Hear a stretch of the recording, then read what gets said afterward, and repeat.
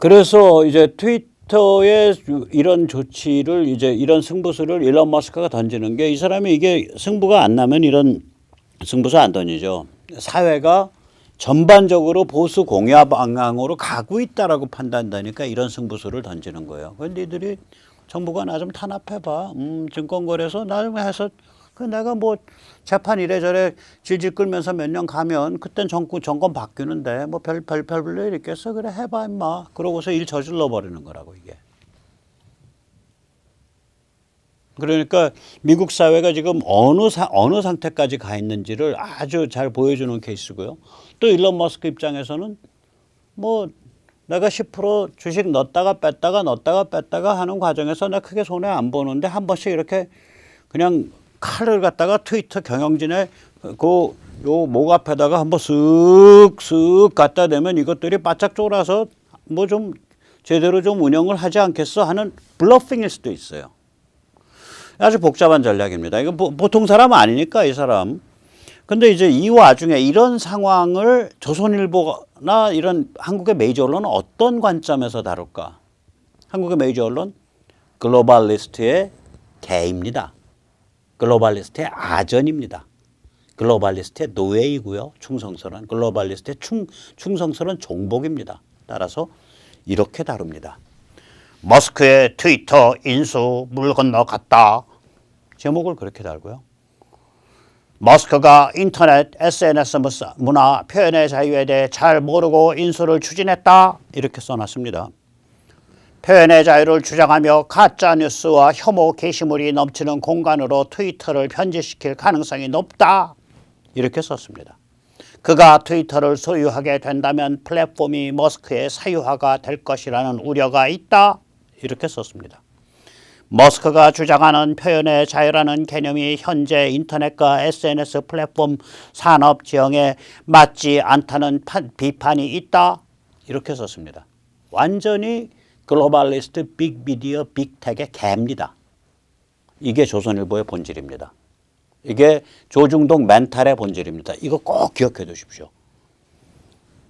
이거 꼭 기억해 둬야 돼요. 이 자들이요. 정신 차리려면 당 멀었습니다. 당 멀었어요. 이 자들의 하늘이 무너지고 있는데 글로벌리스트 미국 그 오바마 클린턴류의 그런 사고방식들 이게 그 미중 밀월이 뒷받침하고 있는 거 이게 지금 무너지고 있는데 이거 안 무너진다고 앙앙불락하면서 지금 날치는 거예요. 이 조선일보 이 글은 머스크의 계산을 전혀 이해를 못하는 거. 왜 머스크가 그 정도의 승부수를 던지는지 그 정도의 그 주먹질을 왜 하는지를 전혀 이해 못하고 돈 좀 전기 자동차 만드는 뭐 이상한 놈이 좀 안다고 뭐 인터넷 기업 그 소프트한 기업 영역에 와서 그 알랑알랑 되면서 회사 하나 주워 먹어서 폼 좀 잡으려고 하는 거지 뭐 이런 식의 관점에서 비아냥거리면서 기사를 쓰는 거예요. 제가 이 기사 쓴 기자한테 한번 물어보고 싶어. 혹은 조선일보 전체 편집국 전체 당신들 정치 철학책을 영어로 읽으면서 그 영어에 societal imperative 사회적 차원의 지상명제 당위명제라는 그러한 구절이 나오는 영어책을 단 한 페이지라도 본 적 있냐고. 저 구절 나올 정도면요. 굉장히 수준이 높은 철학책입니다. Societal Imperative. 제가 깜짝 놀랐어요. 저건 그냥 글 좀 잘 쓴다고 나올 수 있는 말이 아니에요. 그런 책들을 꽤 읽었다는 소리예요. 최소한. 백모보단 더 많이 읽었을 거다. 임페러티브라는 건 칸트 철학에서부터 나오는 지상명제, 당위명제라는 소리고요. Societal이라는 거는 소셜, 사회적이라는 것과는 조금 달리 좀 학구적이고 철학적인 의미에서 사회적 차원의 라는 그런 뜻이 있는 거예요. Societal Imperative. 저 정도의 개념을 파악하고 있는 세계 최고의 부자 중에 한 명이 느닷없이 표현의 자유를 표방을 하면서 단기적으로는 미국 FBI 혹은 법무부 혹은 미국 증권거래소에 의해서 탄압받을 것이다. 단기적으로는 실리콘밸리의 빅텍, 빅머니 그리고 빅미디어에 의해서 왕따 당할 것이다. 이걸 각오하고 뭔가를 일을 저지를 때는 일을 저지르면서 표현의 자유를 표방하면서 저지를 때는 그러면서 표현의 자유는 민주주의의 핵심이다라고 하면서 일을 저지를 때는 이유가 있을 거다. 그리고 저게 그냥 이고에 취해서 나 잘난 놈이야. 내가 다 나서서 평정하면 돼. 뭐 이런 식의 이고에 취해서가 아니라 이거 선수거든요. 프로게이머라고요. 아무리 어떤 자기의 철학적인 그런 지향이 있다 그래도 지금 이거 승부 낼 수 있는데 라고 판단이 됐기 때문에 저런 승부를 거는 거거든요. 그 승부의 목적이 트위터를 인수하는 게 진짜 목적인지 한번 겁질리게 해서 오줌 싸게 만드는 게 목적인지 그건 모르겠지만 그런데 이걸 이렇게 그냥 쉽게 비아냥 거래요. 저 마인드셋이 그거밖에 안 되는 거예요. 조선일보. 굉장히 천박한 글로벌리스트의 글로벌리스트의 충성스러운 아전, 충성스러운 종복, 충성스러운 노예입니다. 자, 이렇게 미국이 이제 보시다시피 갈갈이 찢어진 거예요. 그리고 대통령은 치매 노인이고 허공에 대고 악수할 사람 찾는 부통령은 깔깔 꽃뱀이고 그 존재 자체, 그 심리, 그 성격 자체가 그냥 다 그냥 가짜 그냥 그 껍데기밖에 없는 공허한 존재고 민주당은 스스로 악마화, 스스로 극자화돼서 온 국민의 공분과 혐오와 분노를 사는 그런 상태로 치닫고 있고 40년 만에 인플레이션, 국경관리 해체, 이민관리 해체, 국방과 안보의 무능력 모든 게 다 튀어나오고 있다. 모든 문제가 지금 부글부글 끓으면서 미국의 갈갈이 찢어지고 있는 거예요. 이렇게 갈갈이 찢어질 때 한국의 윤석열 대통령은 뭘 해야 되냐. 궁극적 게이머는 게임의 규칙을 뒤집는 사람이고요. 우주로 올라가는 사람이고요. 머리 꼭대기에 가서 앉는 사람입니다. 이 박정희 대통령은 미국의 머리 꼭대기에 앉기도 했고 미국과 굉장히 심각한 갈등을 불러일으켰고요. 갈등을 감행했고요. 왜냐하면 아시다시피 미중 밀월, 닉슨, 키신저, 모택동, 핑퐁 외교, 중국의 주계장막의 붕괴 이거가 한국에게는 그게 오일 쇼크랑 겹쳐서 일어났잖아요. 그게 왜 그런 일이 벌어졌냐면 베트남 전쟁에서 미국의 패배가 이제 확정돼 가는 상태거든요. 70년대 초가. 이러면 한국에 말하자면 실존적 위기가 온 거예요. 국가 전체에. 한국에 설 자리가 없는 거예요. 망국의 위기에 접어든 거예요. 그러니까 박 대통령이 유신을 감행해 버린 거래요. 그럼 미국과 이제 완전히 원수가 되는 거라. 박정희 대통령이 그러니까 미국의 머리 꼭대기에 쓴 사람인데 그 상황 자체가 미국과 원수가 되는 그런 상황을 겪어서 나가다가 땅콩 농장 주인이 대통령 됐을 때 이상한 문맥 아래서 돌아가시게 된 거죠. 자, 그런데 또 우남 이승만 대통령은 미국의 머리 꼭대기에 앉으셔갖고 미국을 쥐고 흔들었다고. 그리고 그 이후 전두환 때부터는 어떠냐. MB 때까지, MB 포함. 모든 대통령은 미국 코드와 같이 갔어요. 전두환 대통령, 그리고 아마 노태우 초기 포함이죠. 레이건 때라고요. 노태우, 그렇죠. 노태우 초기 포함일 거예요. 레이건 때죠. 그리고 노태우는 실제로는 아버지 부시랑 같이 갔어요. 근데 아버지 부시가 굉장히 무능력한 사람이에요. 오죽하면 한 번밖에 못했겠어요. 글로벌리즘이 부상하던 시기죠. 그 아버지 부시가 어떤 사람이냐. 천안문에서 10,000명, 20,000명 죽었다라고 정보보고가 올라오는데 89년에 바로 그 다음 달에 그 스코크로프트인가 자기 백악관 안보보좌관을 등소평이랑 만나서 환담을 하잖아요. 책임 묻지 않겠다. 우리 글로벌리스트 그 시스템 안에 들어와. 이거를 연출한 사람이에요. 그러니까 천안문 학살을 눈 감은 사람이에요. 눈 감고 글로벌리스트 친중 밀월 글로벌리스트 그러니까 미중 밀월 글로벌리스트 시스템을 짝 그리기 시작한 사람이에요. 그 사람과 같이 노태우가 갔으니 노태우 대통령이 할 수 있는 일이 굉장히 제한되죠. 그러니까 이 소리도 아닙니다. 저 소리도 아닙니다. 용각사는 소리가 나지 않습니다. 노태우도 소리가 나지 않습니다. 우리 그 당시에 그렇게 놀렸거든, 사람들이.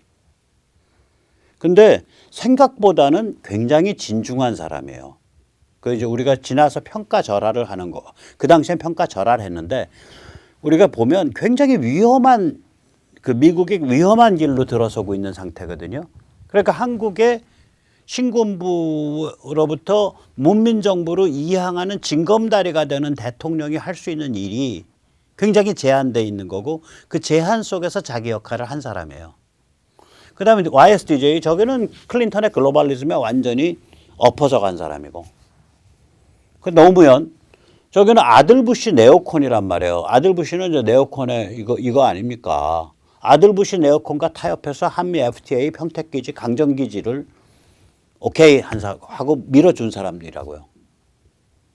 노무현이 그러니까 아들 부시가 지금도 노무현 그림 가지고 그려가지고 봉화마을 와서 거기 앉아 있는 게 저래서 그래요. 야, 니들 말이야. 뭐 진보 좌파 그거 다 좋아. 근데 한미동맹만 그 노무현처럼 확실하게 하면 돼. 이 시그널을 보내고 있는 거예요. 거기에서 노무현 그림 가지고 앉아 있는 그 영감님이 그 아들 부시가 MB 여기는 오바마 글로벌리즘과 함께 딱 발맞춰 갔죠. 탄소 중립이 웃자고 뭐하고 하면서 오바마 글로벌리즘과 정확하게 발맞춰 간 사람이에요. 저 양반. 조금 다른 코스를 겪은 사람들이 있어요. 박근혜 전 대통령과 문재인인데 박근혜 전 대통령은 처음에 마이웨이를 했다고. 오바마 말기에 오바마 2기 때가 박근혜 대통령이 2013년부터 대통령인데 오바마가 그렇죠. 2013, 14, 15, 16, 2013년부터 대통령 오바마 2기랑 딱 같이 했단 말이에요. 박근혜 대통령이. 처음엔 마이웨이를 했어요. 그랬다가 2015년 9월을 기점으로 확 바뀌어갖고 미국과 보조를 같이 했어요. 그래서 사드 배치 결정하고 개성공단 철수 이게 2016년 봄 2월인가 되거든요. 그러고 나서는 그 정도 선에서 갔어야 되는데 그 다음에는 김정은 참수, 레짐 체인지 이렇게 오버를 하셨다고. 그러면서 2016년 10월에는 북한 주민 전체에 대한 해방 선언을 하시죠. 그러니까 그 국군의 날 때. 그러면서 미국과 완전히 미국 입장에서는 굉장히 위험한 정치적 지도자가 퇴임 후에 약 500만 표에서 1000만 표를 굳히고 대한민국 정치판을 흔들 거다라고 판단했을 거예요. 그 판단 아래 미국이 어떤 그 조치 혹은 어떤 흐름을 반겼겠느냐를 상상을 해보세요. 문제는 뭐냐면 트럼프한테 개기면서 엉뚱한 짓 했죠. 한국을 중국의 반식민지를 향해서 끌고 나가는 짓을 한 거예요.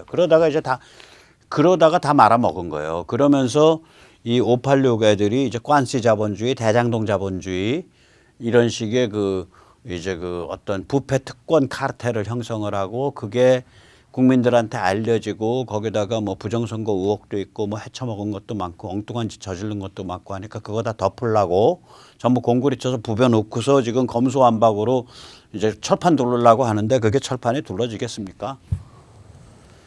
자, 이런 관점에서 보면 야 정말 한국 대통령이 미국과의 관계를 어떻게 푸냐가 무지하게 중요하다는 걸 알 수 있는 거예요. 윤석열 대통령 어떻게 풀어야 되냐. 미국이 갈갈이 찢어진 상태다. 이럴 때는요 우주로 날아 올라가야 돼요. 미국의 머리 꼭대기에 앉아야 돼요. 미국이 국가 위기로 지금 격변 위기로 치닫고 있는 거거든요. 국가 위기로 치닫고 있는 거예요. 미국이 국가 위기로 치닫고 있는 상태에서 윤석열은 뭐 해야 되냐. 갈갈이 찢어지죠. 국가 위기로 치닫으니까. 미국 머리 꼭대기에 가서 앉아야죠. 우주로 날아올라야 됩니다. 스페이스X를 타고 가십시오. 테슬라랑 연락해서. 자, 이런 그 위기 속에서 갑자기 마음이 한켠에 훈훈해지더라고요. 이 한동훈 때문에. 저 한동훈에 대해서는 좀 네거티브한 얘기를 많이 들어서 저 사람에 대해서는 저는 뭐 좋은 생각이 없어요. 제가 들은 거는 전부 좀 네거티브한 정보인데. 야, 근데 아니 그 뭐 저희들이 뭐 저기 전셋값을 한꺼번에 뭐 법을 어기고 40% 50% 올렸다라고 한동훈을 찍어내려 그랬는데 그 사정이 밝혀지고 나니까 세상에 5년 동안 뭐 5년인가 6년인가 7년인가 전셋값을 안 올리고 있던 사람인데 세입자가 이 세입자가 딴 데 가겠다고 이제 전세 딴 데 가니까 새 전세인 구하세요. 그렇게 해서 새 전세인을 18억 얼마 18억 5천인가에 구했는데 나가겠다는 세입자가 지난 5년인가 7년 동안 살았던 사람이 아유 제가 사정이 좀 바뀌어갖고요 다시 살아야겠는데 전세 이제 이제 전세 계약이 이미 종료됐기 때문에 다시 해야 된단 말이죠.